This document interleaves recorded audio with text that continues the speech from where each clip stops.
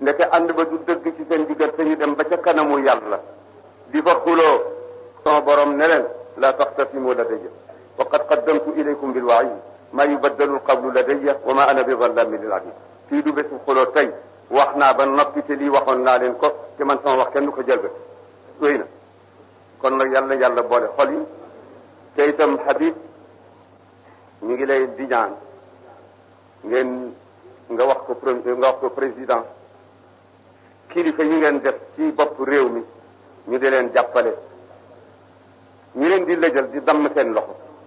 di leen def looloo xam ne di jaaduwul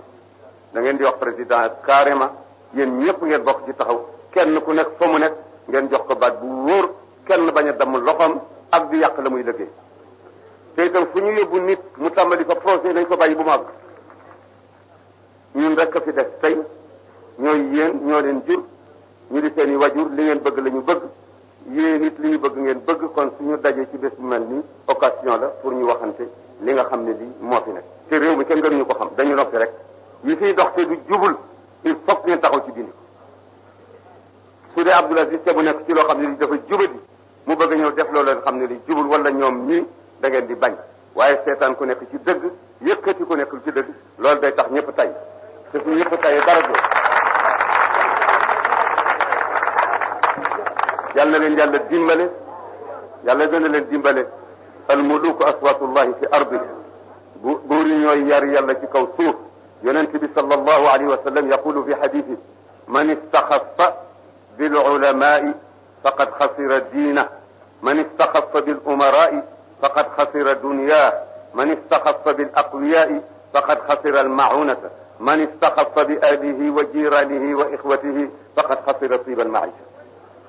ku wayafal sa borom xam-xam perte nga sa diine ku wayafal sa buur ñàkk nga sa adduna ku wayafal ki nga tane ñàkk nga ndimbal ku doyadal say bokk ak say njaboot ñàkk nga say dund te loolu dara jaru yal nañu yàlla dimbale léegi nag dara deful lu dul tallal loxo yàlla ñun suñu borom yow suñu borom tabaraka wa taala ha nahnu bi babika wa qulta wa qawluka alxaq wa ida saalaka ibadi anni fa inni qaribun ujibu dacwata addaaci ida daani wa qulta wa qawluka alxaq udcuuni astajib lakum allahuma anta amartana biducaika wa wacdtana biijabatika wa qad dacwnaka kama amartana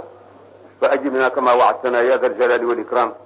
nasaluka allahuma mutawassilina bimaxdi fadlika wa juudika wa karamika متوسلين بجاه حبك الأعظم مظهر لطفك وعين رحمتك سيد الوجود وقبلة الشهود ومنبع كل فضل وجود وبحق ابنه ووارث سره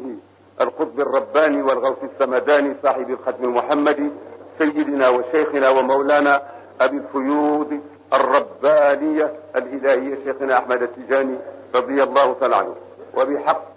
عبده وخديمه ومريده ورجائنا ووسيلتنا إلى الشيخ وإلى جده وإليك يا مولانا السيد الحاج مالك رضي الله تعالى عنه وببركة أولاده نسألك أن تحفنا بلطفك في الدنيا والآخرة وتغمرنا بسوابغ فضلك وكرمك حالا ومآلا أبدا سرمدا وأن تكون لنا وليا وناصرا ومعينا في جميع أحوال الرخاء والشدة وأن تتحفنا بكمال العافية ودوام العافية وعز العافية والاستتار من جميع نواحينا بالعافية إنك ولي ذلك كله والقادر عليه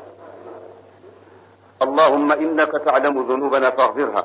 وتعلم عيوبنا فاسترها وتعلم أمراضنا ومرضانا فاشفنا شفاء تاما لا يغادر سقما ولا ألما وتعلم ما لك علينا من الحقوق فاعفها عنا وما لغيرك علينا من الحقوق فنب عنا في أدائها من خزائن فضلك وجودك وكرمك يا رحمن يا رحيم لا من حسناتنا وتعلم أحزاننا وغمومنا وكروبنا فاكشفها عنا وتعلم مطالبنا الدنيوية والأخروية فيسرها لنا ببركة فإن مع العسر يسرا إن مع العسر يسرا اللهم يا مفتح الأبواب ويا مسبب الأسباب ويا مقلب القلوب والأبصار ويا دليل المتحيرين ويا غياث المستغيثين ويا مخرج المحزونين أغثنا توكلنا عليك يا رب قضيت فرضينا فوضنا أمورنا إليك يا رزاق يا فتاح يا باسط وصلى الله على خير خلقه سيدنا محمد وآله وأصحابه وخلفائه أجمعين اللهم سلمنا وسلم أدم ديننا وسلم جماعتنا وسو صفوفنا ووحد كلمتنا بمحض فضلك وجودك وكرمك ألف اللهم قلوبنا بمحض الفضل والجود والكرم يا ذا الجلال والإكرام إنك لا تخلف الميعاد. gannaaw bi yan mbokk yi ñu profité ci occasion bi comme que ñëw ngeen te dañu leen waxoon ne yéen ñëpp na ngeen ñëw gàmmu ci fii fa tabarakallahu wuy si ngeen yal na leen yàlla wuy waxtu ngeen ko woowee ci seen aaj